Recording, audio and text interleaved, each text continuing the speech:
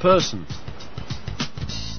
Michael Miller knows all about the law, but he wasn't quite sure what to expect from a chimp that walks upright. I'm waiting for him to come in the room. I'm actually nervous. And then I said, can we see Oliver? And they took me out into the barn.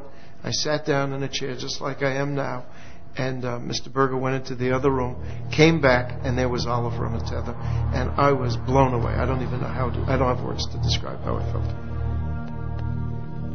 At that first meeting, Michael Miller took these pictures. What he saw that day convinced him to buy Oliver there and then. But he had competition. I was in the process of purchasing him, and someone outbid me, a lawyer from New York City who had other ideas for him, outbid me by $6,000. And even though the Bergers and I were very close, I couldn't come up with the money at that time, and they sold him to Michael Miller. I was heartbroken, absolutely, personally heartbroken. It would be 20 years before their paths would cross again, but Vincent Pace would eventually come to play a crucial role in Oliver's life.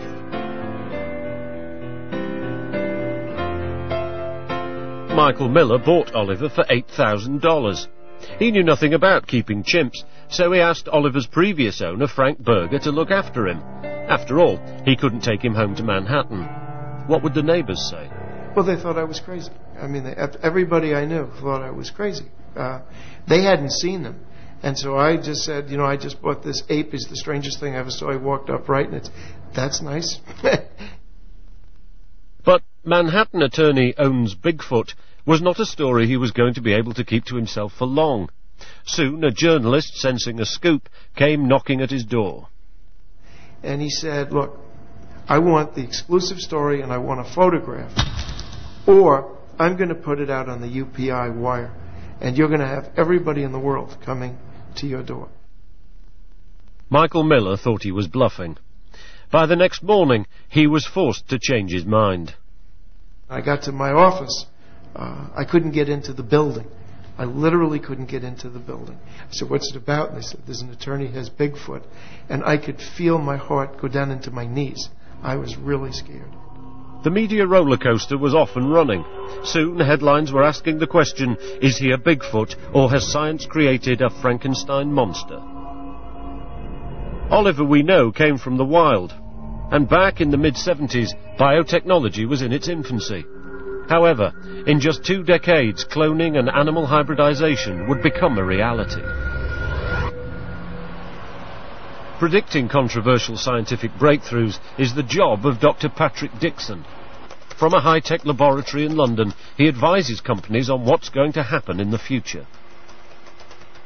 I met a scientist in the 1980s in the UK who claimed even then that he was attempting to clone human embryos to implant them into monkeys, using them as surrogates, in order to grow the fetus to a point where he could cull it for spare parts.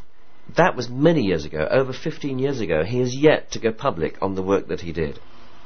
As if surrogate chimps giving birth to humans wasn't disturbing enough, could it be possible that chimps have given birth to human-chimp hybrids? It is absolutely inevitable that some scientist somewhere sometime will make a hybrid of a monkey and a human. It may already have happened. American newspaper reports tell of an experiment in China to fertilize a chimpanzee with human sperm as far back as 1967. It's alleged the chimp was 3 months pregnant when Cultural Revolutionary rioters smashed up the laboratory, and it's said the pregnant chimp died of neglect.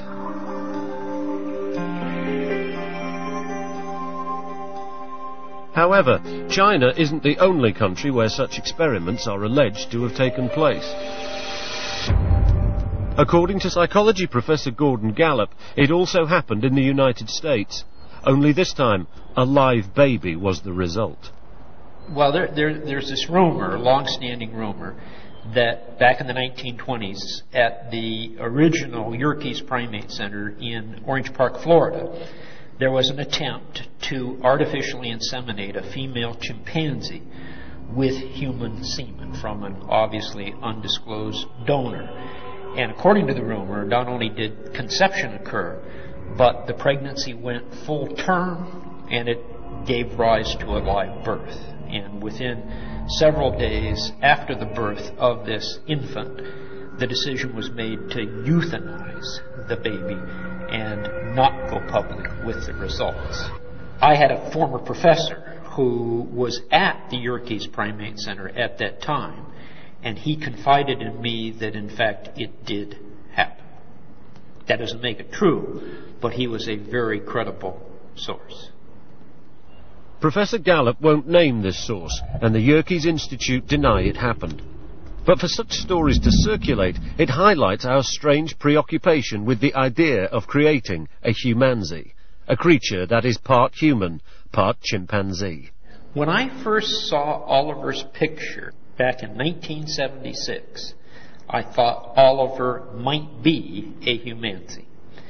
Some of his facial characteristics were peculiarly like those of a human. And I attempted to follow up on the Oliver story and have done so ever since. So what might a cross between a human and a chimp look like? The appearance of other hybrids, such as the liger, suggests the offspring would inherit features common to both parents, as this artist's impression shows. However, the answer is we won't know for sure until such a creature is confirmed. It's these disturbingly human features that were to capture the world's attention and catapult Oliver to celebrity status.